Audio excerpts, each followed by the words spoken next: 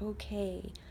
All right, so now we're going to do a little show and tell for all the things we've talked about in lesson 2 in the protection module.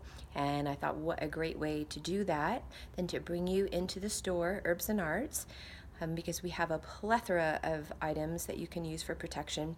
Everything else you've need supplies for and you've learned so far in this class, you can find at Herbs and Arts as well. But protection can be a lot of fun. There's a lot of different ways for protection, and we'll go into detail about all of this in the module 5 lesson 2, but I wanted to do a little show and tell. So I'm going to turn you around, and so first we're just going to start with the incense. So having our handy dandy little incense burner here. So we were doing some cleansing and protecting the store the other day. So these are incenses and resins, and they help to protect. So we have dragon's blood powder, and then we have dragon's blood resin. So it's just like copal, just like the other stuff. It's a resin, and you just put that on the charcoal and put all of this on the charcoal. We have protection incense. We have frankincense, can be protective. We have camphor when you really, really need big time protection against malevolent energies. That's a really good thing. So you have your powdered incense. And then here is something called red brick dust, which is when you really need heavy duty protection around your property. You can use red brick dust. The idea of the solidity of the red brick is very, very protective. Sea salt. So this is my number one favorite way to protect and to cleanse. So this is just regular sea salt. And black sea salt is super protective. This is Hawaiian sea salt. And again, for information and directions on how to use this, please refer to the other presentation, the other lesson. So herbs can be protective, and there are dozens and dozens, probably maybe at least 100 protective herbs. And so just go by your gut. Pretty much, not pretty much everything, but a lot of herbs are protective. So rosemary leaf, that's really, really protective. It's very cleansing and purifying, but really, really protective in a beautiful way. Cedar's also really, really protective. So you have cedar chips, you can just sprinkle them around. So how you would use these is sprinkle them maybe around your front door, around your house on the outside. Bay leaf, so almost everyone has some bay leaf in their kitchen cupboard. So you just either spread them out around or crinkle them up, whatever you're called to do. Even rose petals can be protective. Rose is the highest vibration, and if you surround yourself, your room, your property in the highest vibration, it's going to be really, really protective. All right, so let's move on over now to, so this is the candles, and candles themselves can be somewhat protective because you focus on them and you put your intent into them. But when you combine them with some oils, it can be very helpful. So for protection, I like to use usually a white candle, which is cleansing, purifying, and can be protecting, or a black candle. And you can take some oils and then put a couple drops on the candle. So what you'll do is you put a couple drops on the candle, and then you put it upside down in a bag, and you let it stay that way for a while, like at least half an hour, days if you have it, because then the wick picks up the oil and draws it through the candle. And so when you burn it, you are releasing the power of that oil. So the oils, we make all of our oils here according to like kind of ancient recipes and very specific recipes. They're made for during different phases of the moon to call in different qualities and properties. So for instance, we have protection oil, we have protection against psychic attack. Dragon's blood, just like we had the incense over there in the resin, this is another form of dragon's blood. Dragon's blood's very protective and energizing.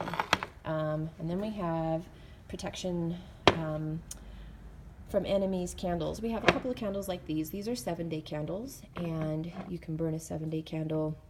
You want to burn it consistently, but here in the store we would what's called dress a candle. We will poke a hole through the oil and then put poke a hole through the wax, excuse me, and then put some oil through that. And then when you burn it, again, that oil is diffused into the air, releasing those protective properties.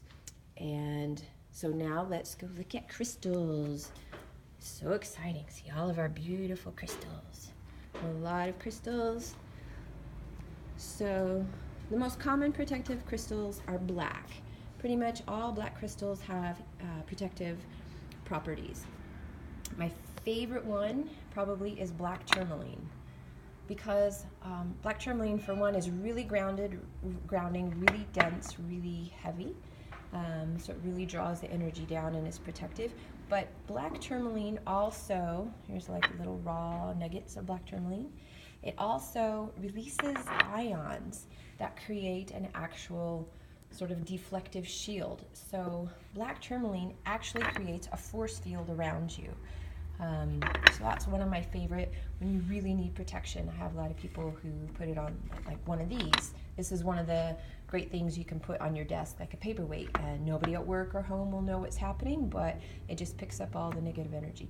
Remember, all of these crystals need to be salted. My favorite thing to do is to sit this in sea salt and just leave it there, because the sea salt is constantly cleaning all of the energy that the black stones absorb. We have onyx, we have jet. Jet is one of my other favorite protective stones. It's protective in a different kind of way. Smoky quartz. Here's an obsidian sphere. Here's black obsidian palms, where you can just keep it in your pocket or hold it in your palm. The black tourmaline. Hematite. Hematite is protective and grounding. So tiger's eye. Tiger's eye is also very protective. You need to be careful when working with tiger's eye, because it is also a manifestation stone. So if you're really good and focused with your thoughts and can keep a good focus, it can be a fantastic stone to use, because it can call in the good thoughts and also provide protection for you. Kyanite. Kyanite is one of my favorite. These are some small little nuggets, but this is kyanite. We talked about that in a couple of different modules. Kyanite is really protective.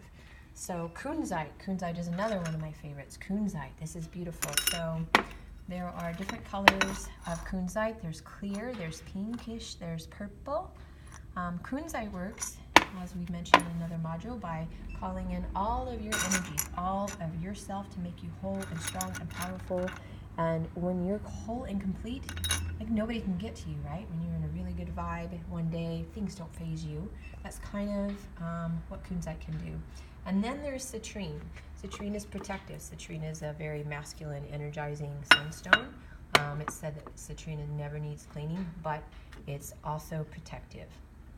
And so a nice way to use the crystals, rather than holding them in your hand or having them in your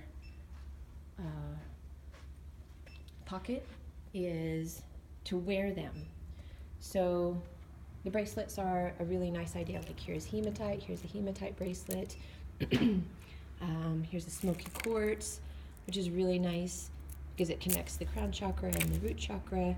We have some obsidian. So those are some ideas. There's the citrine. We also have pendants, and pendants, you can wear them in jewelry as well. Come pick out your favorite stone, pick out which one you want to wear. This has become my new favorite way to protect my energy.